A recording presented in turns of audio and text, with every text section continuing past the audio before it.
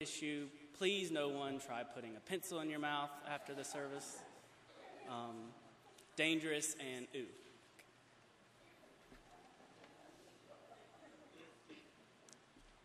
So, why did the chicken cross the road? Because it has inherent worth and dignity.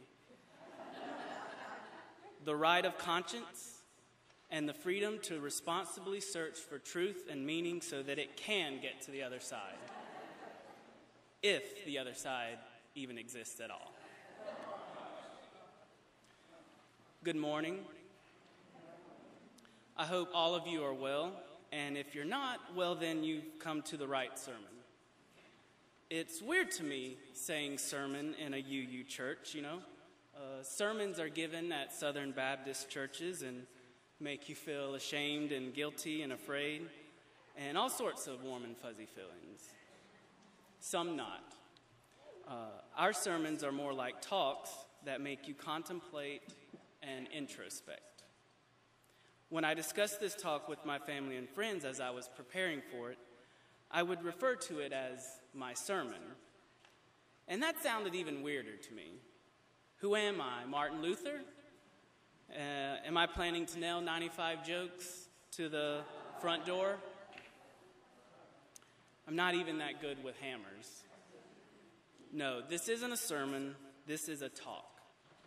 It's a talk about humor and laughter, so what better place to start than pain and misery? Pain. It's universal. We all experience it. Pain does not discriminate. It manifests itself in a variety of ways: physical, mental, emotional. Even when we've suffered so much that we have become numb, that numbness is still painful. In the U2 song, A Man and a Woman, Bono sings, "The only pain is to feel nothing at all." Pain is ubiquitous.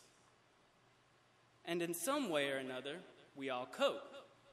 So coping mechanisms are also universal. Some are healthy, like seeking support from a friend, processing the past with a therapist, or channeling ugly emotions into beautiful art. Some are unhealthy, like using illicit drugs, some would even say prescription drugs, drinking, or projecting pain onto a loved one. Refusing to cope is even a coping mechanism. So we all experience pain, and we all find means of dealing with that pain. But something else is universal: laughter. Everyone laughs.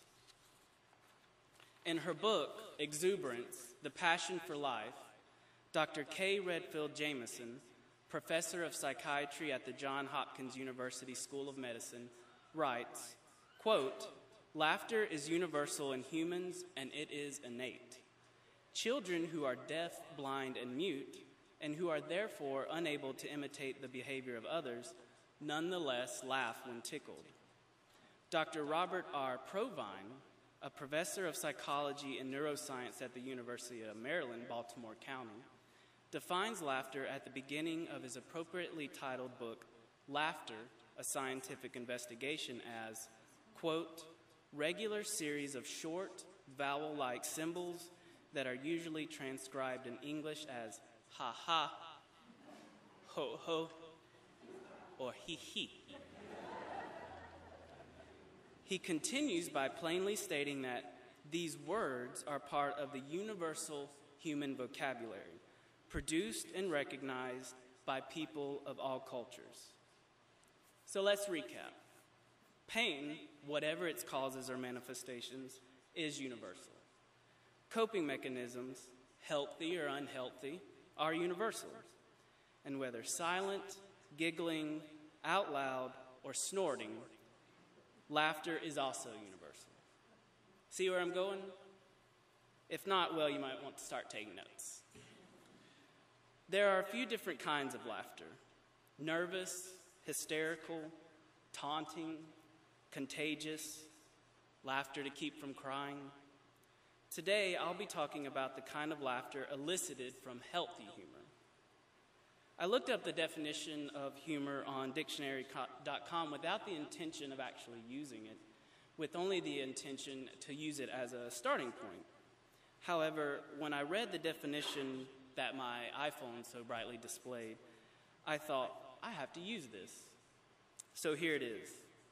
Humor, a comic, absurd, or incongruous quality causing amusement.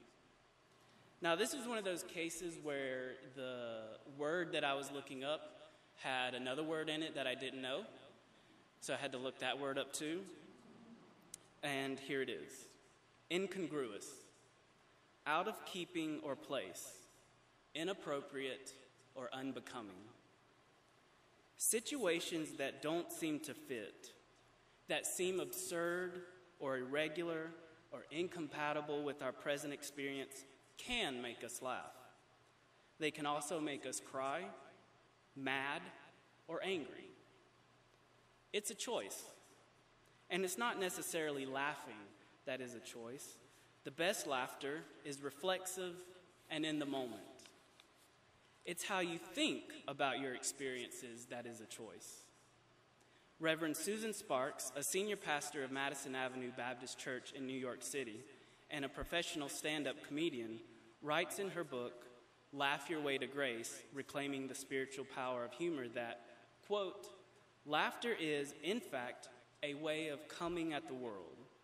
It challenges how we perceive ourselves and our circumstances. It reframes how we see others, and it changes the very way we engage with God, or nature, or relationships, or however you see yourself in the world. Humor can be found in the absurd and incongruent, and whether you find it or not depends on your paradigm, how you approach this gift we call life, in the face of the fact that it sometimes can feel like a curse. Earlier, I qualified humor with the adjective healthy. Some of you already know that I'm a stand-up comedian, and as a comedian, one of the principles in my philosophy of comedy is that nothing is off limits. Nothing. However, I am not here today to debate artistic integrity versus individual sensitivity. I am here to relate to you how humor has healed, or rather continues to heal me, in the hope that you may use humor as a healthy coping mechanism yourself. Some humor, whether it makes one laugh or not, can be unhealthy. Making fun of someone or making light of another person's personal tragedy can have harmful and deleterious effects on both the subject of ridicule and the joke teller. Therefore, be wary of hurting a fellow human being in order to make yourself feel better, because when the laughing stops, you'll still be hurting, and probably even more so than before. But just like unhealthy humor can hurt, healthy humor can just as well heal. A friend once told me, quote, a day without laughter, Justin, is one of Dante's 7 stages of hell. Now, although they are circles and not stages, and there are 9 of them and not 7, I understood the wisdom of his observation. Let's look at that wisdom. We've all heard the saying, laughter is the best medicine. It's one of those aphorisms which are confidently uttered, but rarely questioned. When I began brainstorming for this talk, I automatically wrote down positive effects on health as a bullet point. It was obvious. It's the first thing. It was a given. Then I started reading the aforementioned book, Laughter, A Scientific Investigation by Dr. Provine, whom I've since nicknamed Donnie Downer.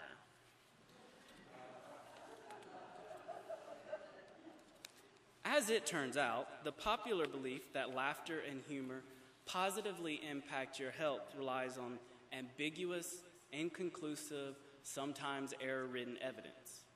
In the chapter Laughing Your Way to Health, Provine presents several studies that supposedly prove that laughter benefits one's health, and then tears each study down, even using some of them to claim that laughter can sometimes be physiologically harmful by raising your blood pressure. I never knew that reading a book about laughter would be so depressing. Dr. Provine argues that, at best, a positive correlation appears to exist between laughter and improved health, but the science of laughter is too immature to draw any real conclusions. He writes, quote, "As we review the very leads, some false and some true, many complex and confusing, we witness signs of a scientific and medical enterprise at its exciting early stages, when the most important work is yet to be done." End quote. Reading that chapter was like listening to a long, drawn-out joke with a punchline that failed to deliver. However, even bad jokes have potential, so maybe bad books do too. Let's take a look at one of the few optimistic points that Dr. Provine makes. In one experience, a research team showed subjects different genres of films and TV shows, and then measured their tolerance of discomfort while wearing an overinflated blood pressure cuff. We've all been there, like, is this thing on stop? Or is it going to squeeze off my arm? Just, let's end this now. Not surprisingly, viewing comedies resulted in an increased tolerance for discomfort. Surprisingly, so did tragedy. He hypothesizes that, quote, "the intensity of emotional involvement and captivating quality of the stimuli may be the common denominator," end quote. So watching Schindler's List can have the same positive effect as watching Monty Python and the Holy Grail. The point being that experiencing raw emotions caused by events that captivate us or touch our hearts, whether tragically or comedically, can help us cope with pain. Remember, humor in the absurd and out of place and intense emotions. I used to work at Dollar General, and living up to its name, Dollar General sells pregnancy tests for $1.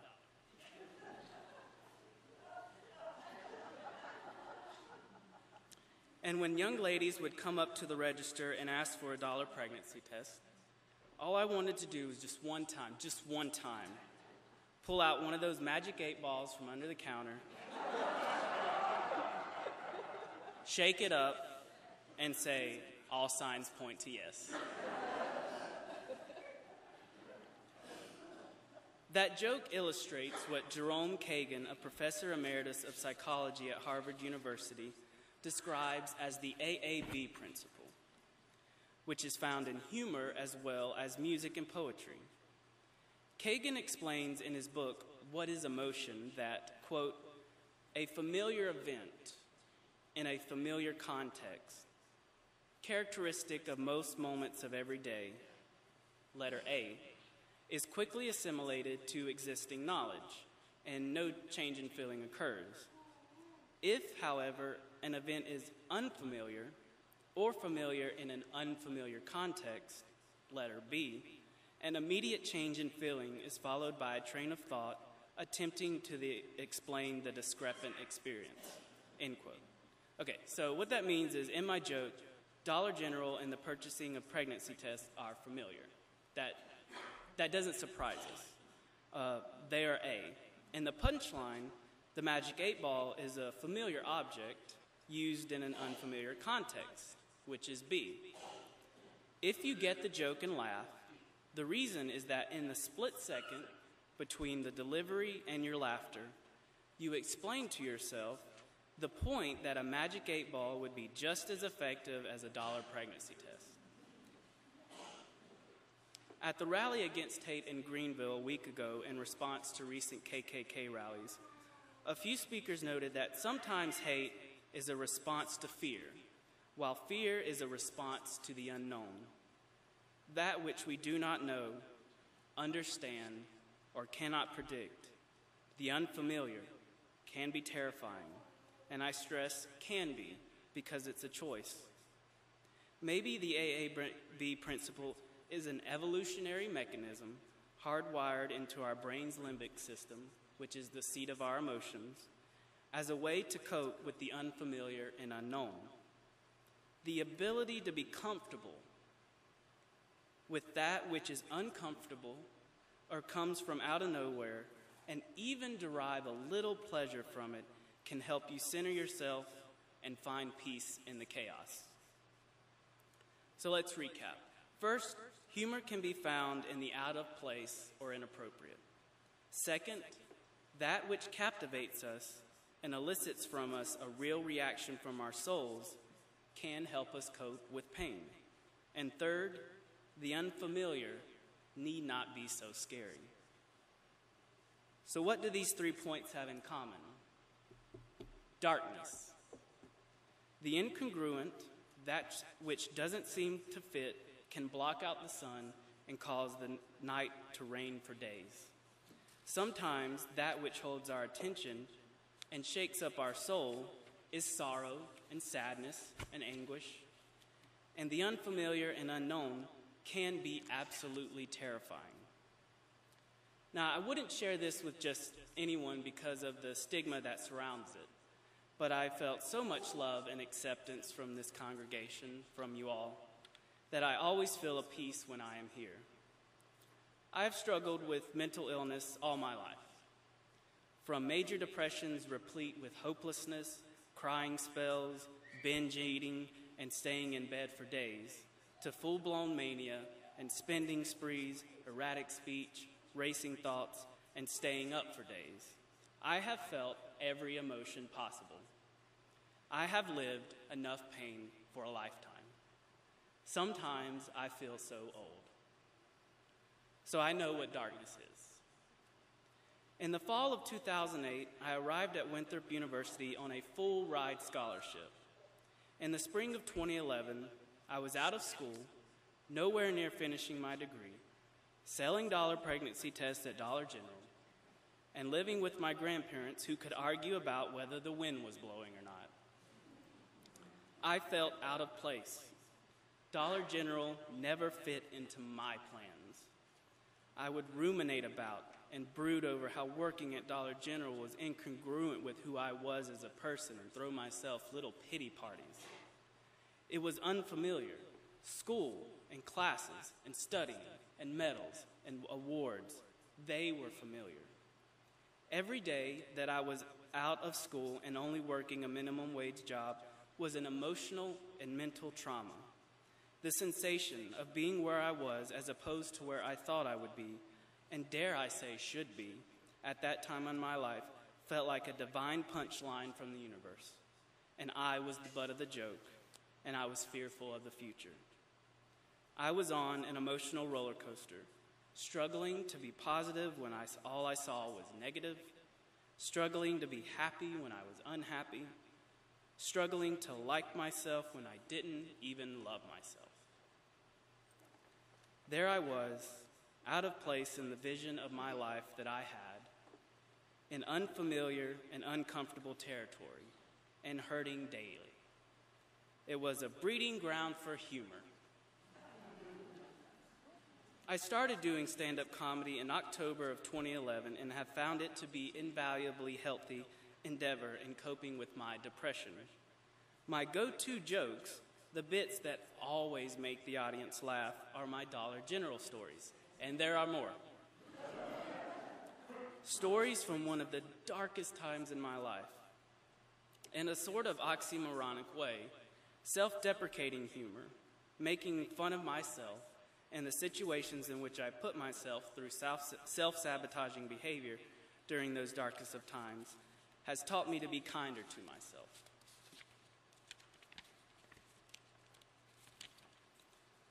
In an interview from February of 2011, Gian Gomeshi, host of the radio show Q, asked my favorite comedian, Louis C.K., quote, "What's the most exciting thing about bringing dark things to light in front of a live audience?"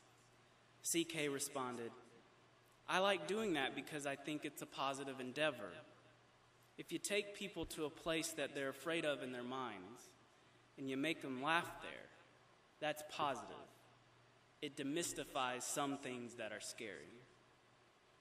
If I can make myself laugh at what scares me or something that causes me pain, which sometimes means laughing at myself, if I can find comedy in the darkness, then I've neutralized that source of my fear and pain. I've brought light into the darkness. Some days, when I'm really down, I'll simply set the goal to make my girlfriend Jenya laugh, and the sound of her laughter gives me a respite from the darkness. What I'm really doing is reaching out for the positive, and I'm fortunate enough to be with someone who always reaches back out.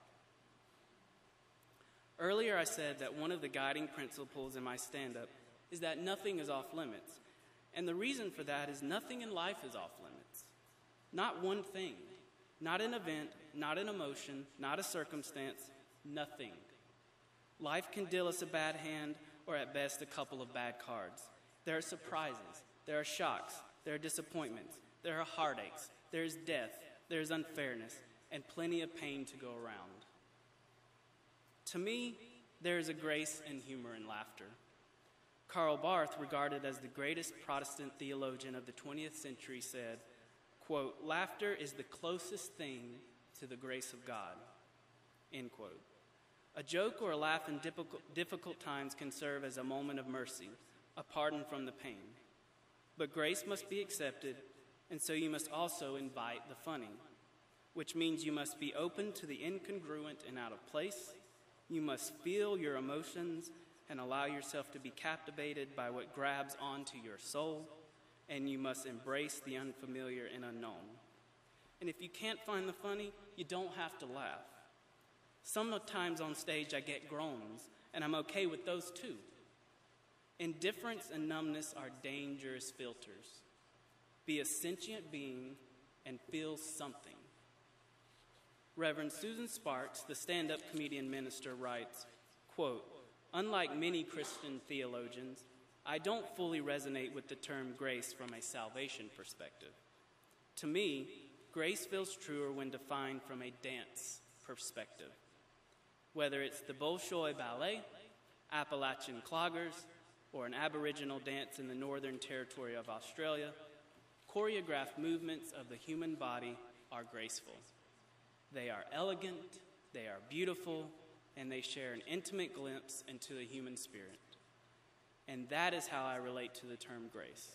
It's about living life with elegance, beauty, and a generosity of spirit," end quote. Be elegant and dignified. Find the beauty in the ugly. Be generous when you feel you have nothing left to give. And don't just laugh a little, laugh a lot.